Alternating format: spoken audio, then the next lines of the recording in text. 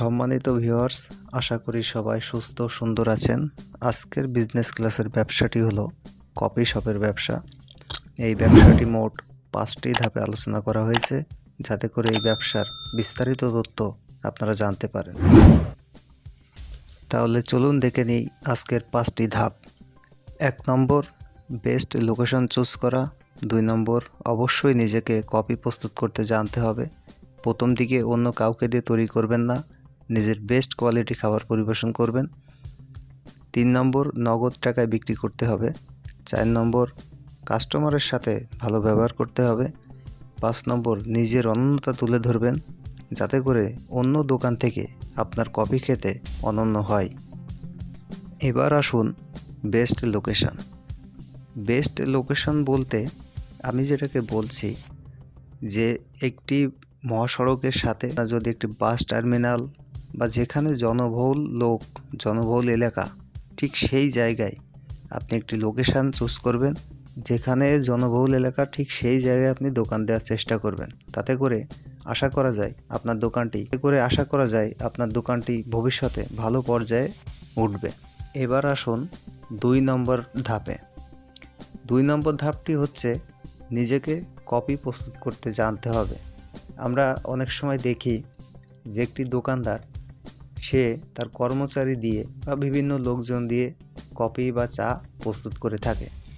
এতে কিন্তু আপনার নিজের যে কোয়ালিটি, আপনি নিজে যেরকম বানাতে পারেন সেরকম কিন্তু হয় না। ফলে কাস্টমার স্যাটিসফ্যাকশান ফিল করে না।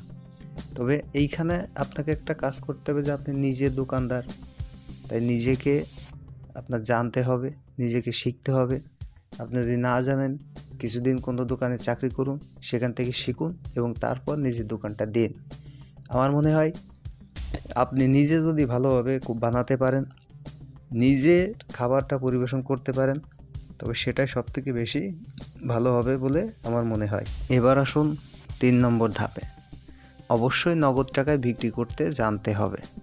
তো এই ব্যবসাটি যেহেতু আমরা দেখেছি যে গ্রামের থেকে শহরের অনেক জায়গায় একটা সময় কিন্তু বাকি দিতে দিতে সেই দোকানটা একসময় কিন্তু বন্ধ হয়ে যায়, এবং অনেক ব্যবসায়ীরা মনে করে যে ব্যবসাতে কোনো ভবিষ্যৎ নেই, এখানে আমি লস খেয়েছি, এখানে এই ব্যবসাটা করা যাবে না।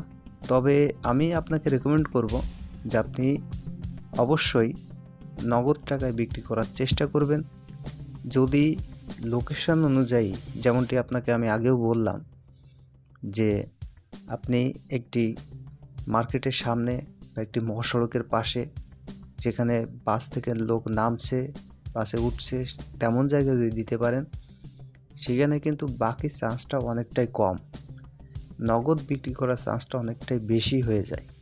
তাই অবশ্যই চেষ্টা করবেন নগদ টাকায় বিক্রি করা, এবং এতে করে একটা পর্যায়ে আপনি ব্যবসায় দাঁড়িয়ে যাবেন। 4 নম্বর ধাপটি আলোচনা করার আগে একটা কথা আপনাদেরকে বলি, কাস্টমারের সাথে অবশ্যই কিন্তু সুসম্পর্ক বজায় রাখার চেষ্টা করবেন, ভালো ব্যবহার করার চেষ্টা করবেন।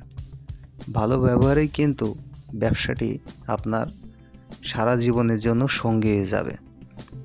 ব্যবসায় যদি আপনি ভালো ব্যবহার করতে পারেন, কাস্টমারকে স্যাটিসফ্যাকশান ফিল করাতে পারেন, সে যদি খুশি হয়, একটি কাস্টমার থেকে দেখা যাবে অনেকগুলো কাস্টমার। আপনি এমন হতে পারে যে আপনি নিজে একা একটি দোকান সামলাতে পারবেন না, তখন আপনার লোক লাগবে। তাই অবশ্যই কাস্টমারকে স্যাটিসফ্যাকশান ফিল করাবেন, তাদের সাথে ভালো আচরণ করবেন, তবেই কিন্তু আপনার ব্যবসাটি এক পর্যায়ে যে মজবুত একটি প্রতিষ্ঠানে রূপ নেয়। 5 নম্বর ধাপটি আলোচনা করার আগে একটি বিষয় আপনাদেরকে বলি, নিজের অনন্যতাকে ফুটিয়ে তুলতে হবে। আপনি আপনার এই কাজে, অর্থাৎ চা কফির দোকানে, আপনার একটি দোকান বা আপনার একটি মার্কেটের মধ্যে আপনি সবথেকে বেস্ট তৈরি করতে পারেন, এইরকম একটা পর্যায়ে আপনাকে যেতে হবে। নিজের অনন্যতাকে তুলে ধরবেন, যাতে করে অন্য কোনো দোকানের থেকে আপনার কফি বা চা খেতে সুন্দর হয়।